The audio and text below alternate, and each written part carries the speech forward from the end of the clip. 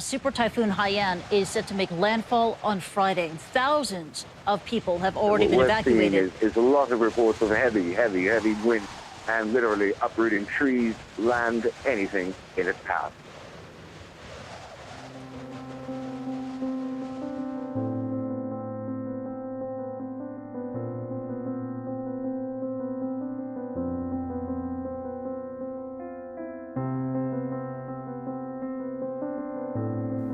Days after Typhoon Haiyan had wreaked havoc and left untold devastation in its path, aid from individuals, organizations, and countries around the world poured into the Philippines. Among those who reached out to help were members of the Iglesia ni Cristo from different local congregations, united and ready to extend their love to all those impacted by the storm. What is it that motivates and drives these volunteers together, uniting them under one purpose, one love, one brotherhood? And how does this love extend not just in times when calamities hit, but at all times?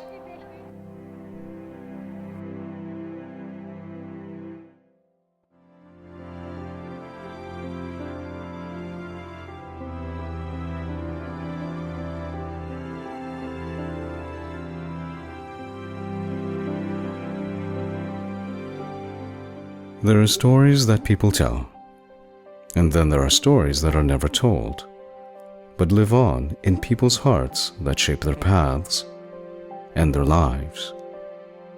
Join us in this 12-part Centennial Series and see what story will live on in you.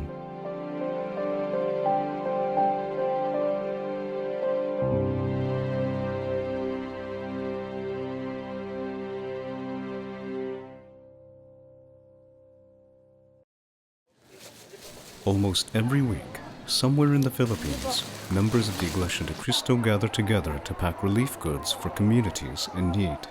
Reaching out to those in need has always been the hallmark of the brotherhood upheld inside the Iglesia ni Cristo, one that goes beyond the confines of the members.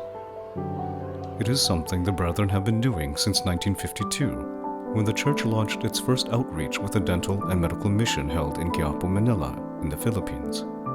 Since then, the Iglesia ni Cristo has been organizing and sponsoring outreach missions, extending help to some of the poorest communities in the Philippines.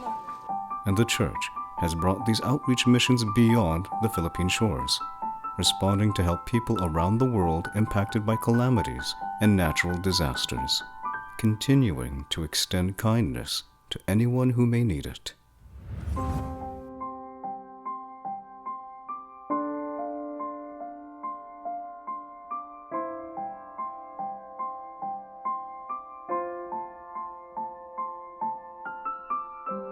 In the Bible, to love others is to consider them better than yourself, putting their well-being ahead of your own. Brother Felix Manalo, God's messenger in these last days, demonstrated that in many ways when he led the church. During the Japanese time, the ministers, the supervising ministers would attend the meeting in Tayuman, and one of the ministers told me he would stand by the door and he would not start till the very last minister came. He knew who were coming, he knew the ministers were coming, and he was waiting for them. He was really very caring. The ministers in the Iglesia ni Cristo are very caring. That same care and same concern continues to be seen between and among the members of the church today. Something Stephanie saw when she traveled to Cape Town, South Africa, to volunteer at a local school. And after every worship service, they'd have food prepared, and they'd message me and text me, or even sometimes call me every day to see if I'm okay, if I need anything. Although they're an hour away, they would ask. This common concern between and among the members of the Iglesia ni Cristo is the basis of that sense of family that the brethren feel upon meeting each other. Concern born out of love for one another. Even though we're not related to each other, you call me uncle, call him mom, even though it's not your mom, grandma, and that's the first impression when I meet a new brother or sister, and it's like we know each other for a long time. I would drive 3 hours to church twice a week, and the Webb family and the Evangelista family, they both really welcomed me, made me part of their own family. I would stay with them, you know, they would be concerned when I'm driving those long hours and call to make sure I made it back safely, but pretty much they were my home away from home. I always felt the connection right away that no matter what situation I was in, whatever part of the world I'm in, once you come across brethren, you just have that instant connection and you know each other like your old friends or old family. So it's always a really great feeling to meet brothers and sisters from all over the world.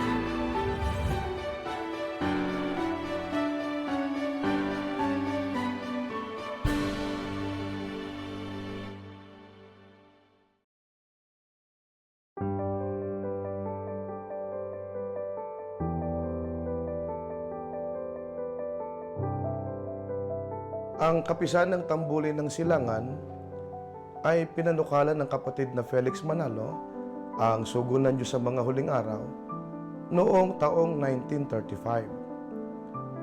Naglalayon ito na mabuklod ang mga kabataang Iglesia ni Cristo sa ganap na pagkakaisa.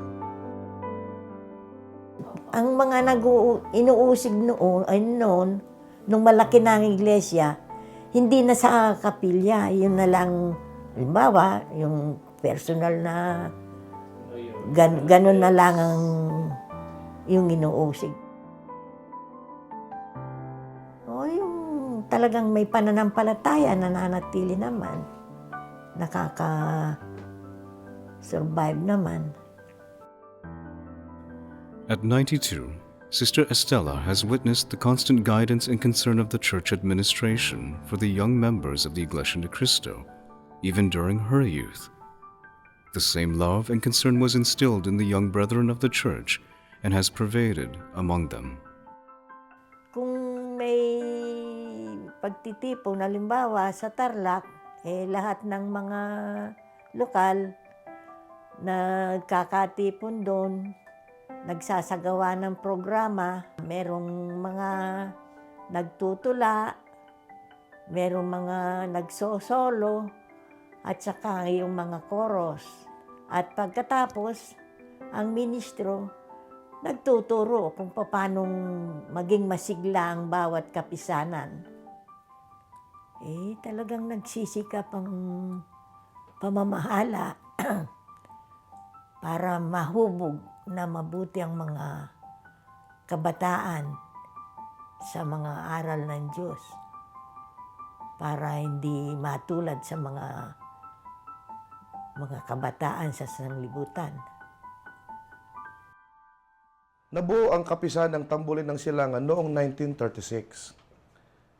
Hinimok ng kapatid na Felix Manalo ang sugunan Diyos sa mga huling araw ang mga kabataang Iglesia ni Cristo para sila ay maging malakas na katulong sa gawaing pagpapalaganap ng Ebanghelyo. Gayun din, nilalayon din ng kapisan ng Tambulin ng Silangan na ang mga kabataang Iglesia ni Cristo ay magkaroon ng kulay ang buhay nila bilang kabataang Iglesia ni Cristo at mapanatili nila ang ganap na pagkakaisa.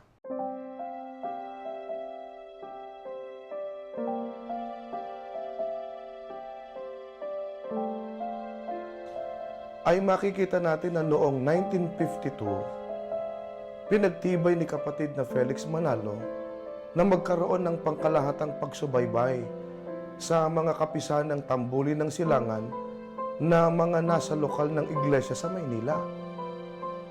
Kaya pagdating noong January 17, 1953, nabuo ang tinatawag na Kapisanang Maligayang Pagtatagumpay o kung tawagin ay KMP. Gayun din, sa paraang ito ay magiging kasangkapan ang KMP, ang Kapisanang Maligayang Pagtatagumpay, upang mahubog ang mga kabataang Iglesia ni Cristo sa pagiging mga tunay na Kristiyano.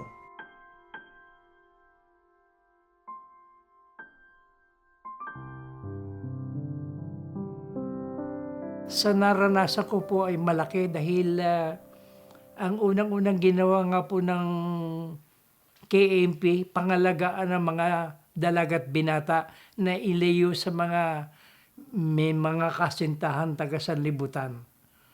At pangalawa, nagamit ang kapisanan sa mga pamamahayag sa lahat halos ng lokal sa dibisyon ng Maynila.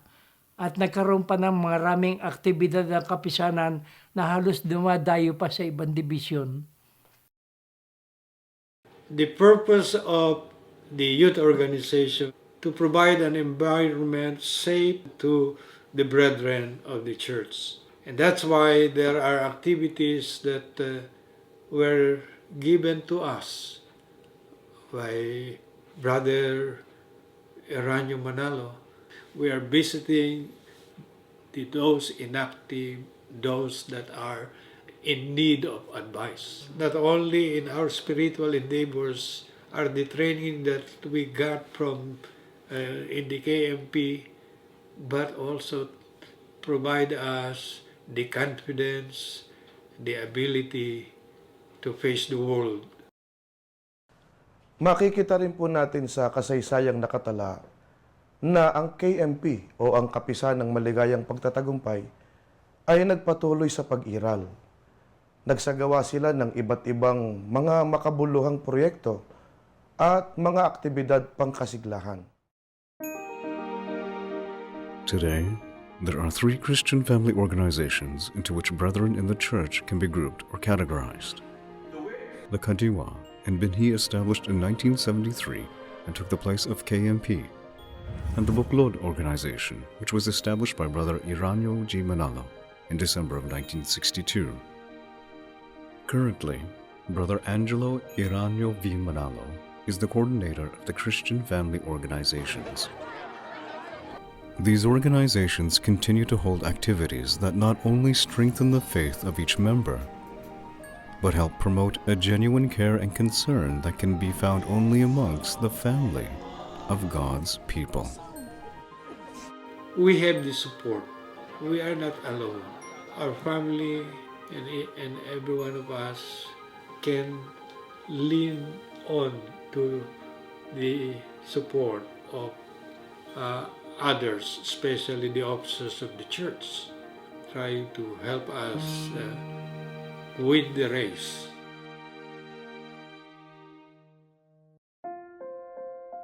Because of the growing economic and civil unrest in the Philippines, a growing number of Filipinos had begun immigrating abroad to cities like London in search of better livelihood. Among them were members of the Iglesia de Cristo like Sister Limonada, who arrived in 1973. Mag-a-abroad ka, marami ng kapatid doon, wala pang kapilya. Sabi ko, sisikapin ko po kasi mayroon akong God's message na nandoon si Ringwood. Kaya yon. Pagdating ko sa kabutihang palad naman, mabait yung employer ko. Inano ako na huwag kang mag-alala sa pagsamba mo dahil may kapilya naman dito. Itinuro ba naman Katoliko? Sabi ko, that's not our church. That's not our church. When the Iglesia de Cristo first established a local congregation in London in 1973, brethren had already begun gathering in small committee prayer groups throughout Europe. Ang committee prayer namin sa Priestley Garden and then Great Portland. Committee prayers have been a part of the lives of members of the Iglesia de Cristo since 1929, when such were established by Brother Felix Manalo to help care for the spiritual well-being of the members. Members who were living in close proximity to each other would gather together in one of the members' homes to listen to reminders and instructions from the church administration, and to hold a prayer together every week. Gatherings that the small but growing number of brethren in England look forward to. The tears just won't stop, and we just kind of embrace each other, and We hug each other. Oh, it's so close. We don't want to stop talking, and the only thing that will stop us is getting late. This would be the same case with brethren living in different parts of Europe.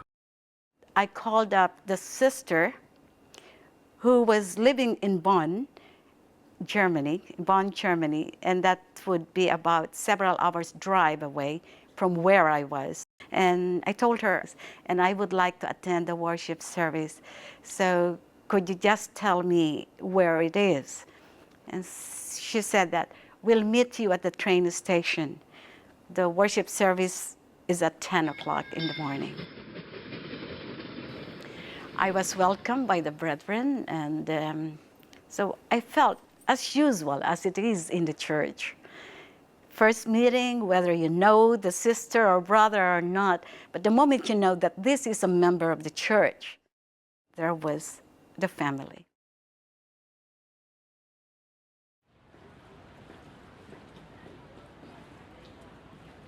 Twice a week, 77-year-old Sister Teresita walks through the busy streets of Venice, Italy to attend worship service.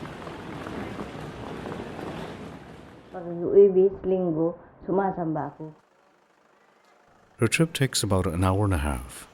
Most days, she is picked up by brethren so she could attend. On other days, she takes the bus from Padova, Italy. Mulan bumagyo man, sumasamba ako kahit anong mangyari. Nagpapayong lang ako. Kaya yung mga kapatid natin dyan, Inang, sinong kasama mo? Sister Teresita has lived away from her family in the Philippines for almost 20 years, moving to Italy to find employment. But in all that time, she has never been alone, finding family amongst the brethren here in Venice, where she is simply known as Inang, a term normally used for one's mom. Nandito ako, wala akong kamag-anak. Nakikisama ako sa kanila, mga kapatid sa Iglesia. From the time she moved to Italy in 1992, she has been taken in by brethren living in Padova, traveling long hours to attend worship services together, and solidifying their bond as brothers and sisters in the faith. Wala akong pamilya dito, pero itinuturing ko dito, mga kapatid ko, ang Iglesia ni Cristo. Sister Teresita could easily move back to the Philippines, but the 77-year-old has found a home here among the brethren in Venice and in her membership inside the Iglesia ni Cristo. Ay tumitibay ako dahil sa pananampalataya ko. Talagang ito ang iniisip ko na, ito ang gagampanan ko na, hindi na ako dito magbabago. Dahil ito na ang totoo. At saka, isa pa, kung wala itong pagsamba dito, wala na rin ako dito, uwi na ako. Ay mayroong pagsamba, kaya ako bumabalik pa.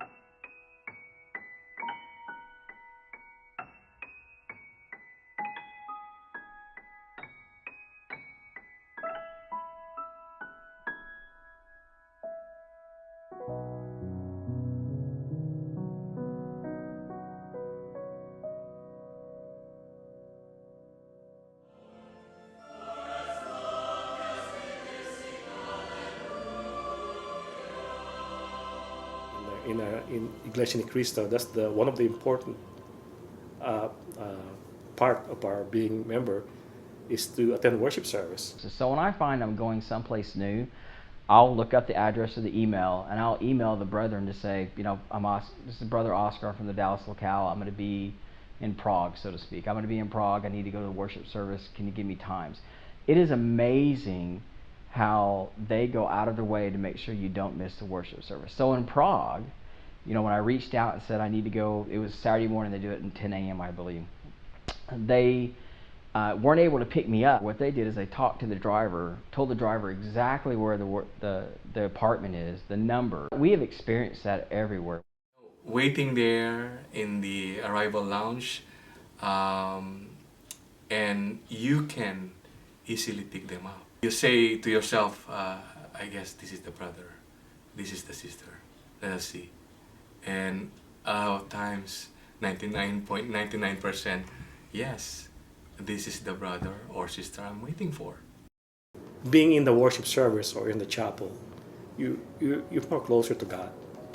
I think that was one of my motivation, that we need to help. We need to pick them up so they can communicate to God and tell them their problems and thank God, for being still a member of the Church of Christ.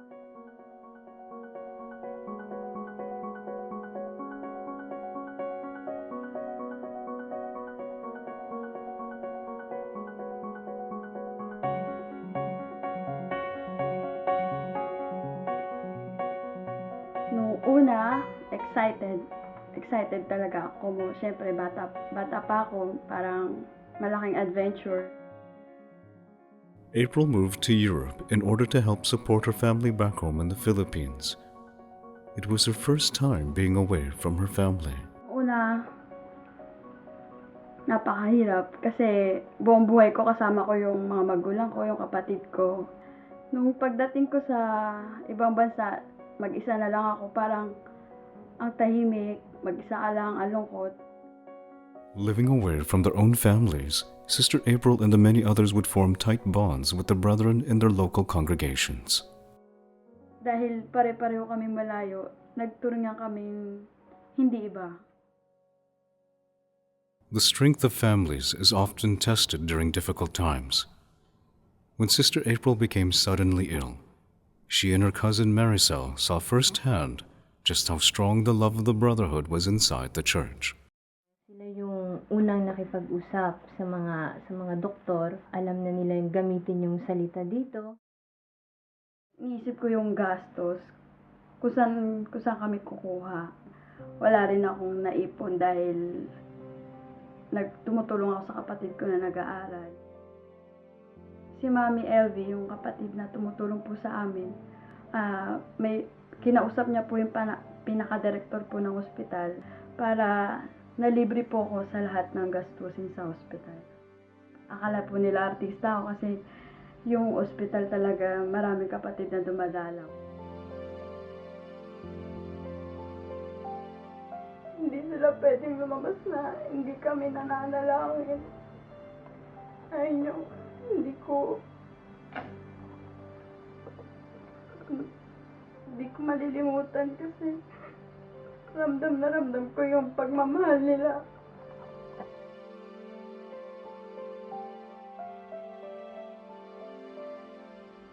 Kaya nagpapasalamat po ako sa lokal na to dahil sila po ang naging kapamilya namin.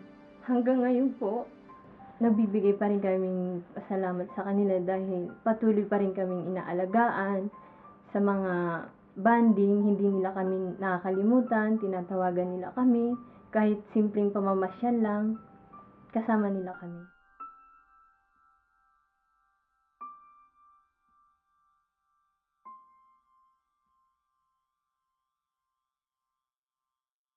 Breaking news. Let's get more now on our top story. Super Typhoon Haiyan. Last hour, the storm made landfall in the eastern Philippines, and it has November 7th.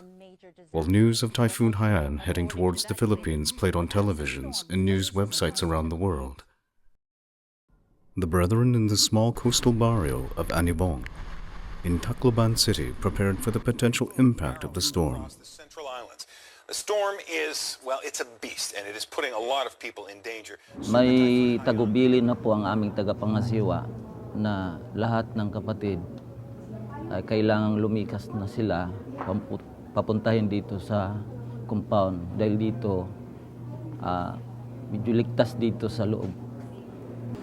Ang ginawa namin na pumunta kami sa mga kapatid at ipinarating namin ang tagubili ng tagapangasiwa ng aming distrito.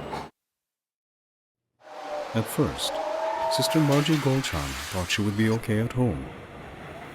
Tiningnan ko, napalaki na yung tubig, yun na umalis na kami. Sabi ng anak ko, Mama, mamamatay tayong dalawa, tatlo, alis na tayo. She and her family encouraged their friends and neighbors to do the same. Sabi ko sa kanila, yung mga kasamahan ko, punta tayo sa kapilya Yun ang magandang pupuntahan natin kasi wala nang iba. Yung Tuesday pa lang po, sinabihan na kami ng kaibigan namin sila Goldchan na pumunta na kayo dun sa sa church namin, mag-ano na lang kayo doon. Yung huibisan aga, may kumani nga taga-iglesia, nagsaringamon nga. Paadto na kami igbaw kay madakot tubig. Yung hangin na papunta pa dito, yung dagat sa harap, nahati po. Nawala na po yung tubig. Alas 12 po kasi ng gabi ng Huwebes ay meron pong idineclare na tsunami alert. Doon na napakinggan po namin yung sa radyo. Kaya nung nakita po namin na umatras na po yung tubig, inano na po namin yung mga tao na umakit po dito. Kusog ng hangin, kakamang na lang kami, kakalupan ng mga sim. Pero kusog ang hangin. Oras na po na kasagsagan talaga ng bagyo, nandun po kami sa balcony. Kitang-kita ko po talaga yung dagat na simula po dun sa riprap na may kabahayan po yun sa likod. Na umurong po talaga ng tubig ng 100 meters. Matagal po, Kanbel. Pagkatapos po, may dumadagundong po talaga. Tapos habang nasa balcony kami, akala namin nililindol kami ng hangin. Brother Eduardo Coricor was among the scan officers assigned to help residents up to the chapel compound. So gabi na yon, nag-rescue kami lahat ng halos lahat ng mga scan para sa pangunguna ng aming ministro na si Ka Alex. Kasi meron pa dito nag-aakyatan, kasagsagan ng napakalakas talaga, may nag-aakyatan. Umiiko yung yung hangin, umiiko, grabe. Parang maririnig mo talaga kung hindi mo tatakpan yung tainga mo talagang masakit. Dako nga tubig na, dagat. Nagkadaradara kami kuan. Pag uhuraw na, waray na kuan good oran, na namang pakabalhin nga dito. Igbaw dito na kami mag-inukoy. Nakon mama, waray naman nadto kay nabdan na talaga ran tubig. Nakakapangilabot po talaga. Hindi po namin makaya. Tapos maya-maya po, sumigaw na po yung sabi po ni Karex nga, tulong. Sabi naman po niya, tabang. Ibig sabihin po, tulong. The cries for help came from the Anibong residents living in the vicinity of the chapel.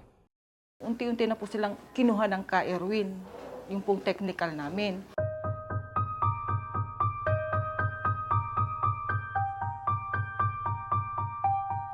Hadlok. Ngatanan na, nakadinaamon. Anka hadlok, anka kuan.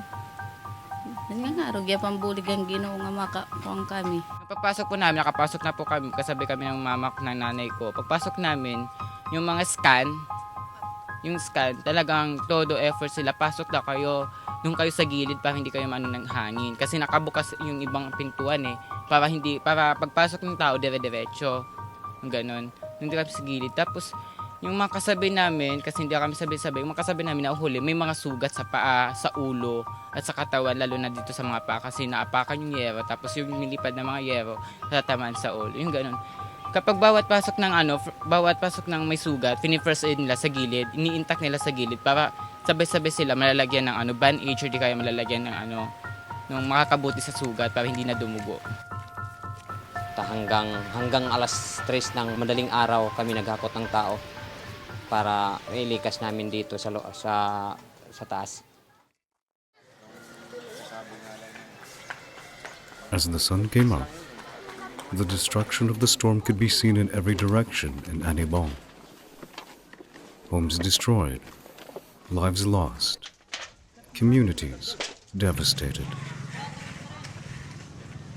All remained, it seemed, was hope.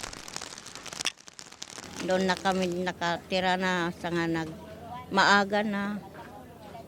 Nadida na lang kami sa iglesia. Salamat na lang damo nga naligtas kami diyan sa iglesia. Doon lang kami nakapunta. Days after Typhoon Haiyan had wreaked havoc and left untold devastation in its path, aid from individuals organizations in countries around the world poured into the Philippines and slowly trickled into Anibong. Around the world, members of the Iglesia de Cristo continue to find some way to help, much like they did that night on the steps of this house of worship.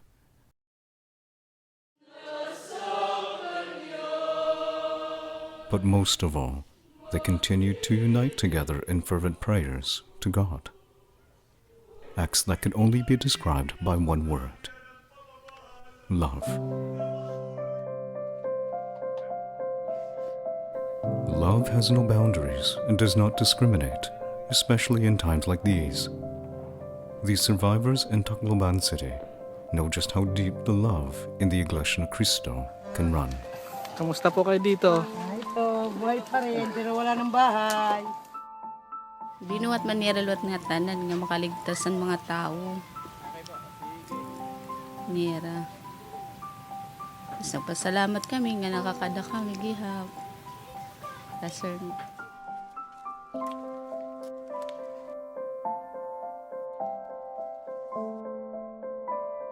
Wala, pasalamat nga nakaligtas kami. Pasalamat ang Ginoo gihap. Na kuan kami, nakasulbar kami di kaduha nga kinabuhi. Kahit anong relihiyon, kahit anong pagkatao ka pa, kung ikaw isang tao at tutulungan ka ng ANC. Yang kamingaw ko,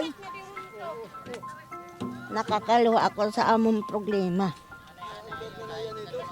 Sa among mga problema, among ginagian, makuri. Maupan na lang nga waray amon na iban sa akong mga pamilya. Salamat na lang sa Iglesia. Nakasulod kami sa Iglesia. Natalawas kami gihapon, nakaraos. Salamat na lang adamo.